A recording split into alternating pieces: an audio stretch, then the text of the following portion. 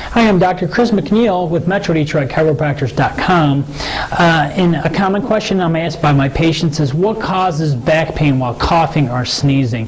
Now, what happens is, if you have a spinal problem, especially a disc problem, when you cough or sneeze, it increases the intraspinal, intradiscal pressure, and a already damaged bulging disc will even bulge out even more when you increase that pressure when you cough or sneeze. So that is what causes increased pain while coughing or sneezing.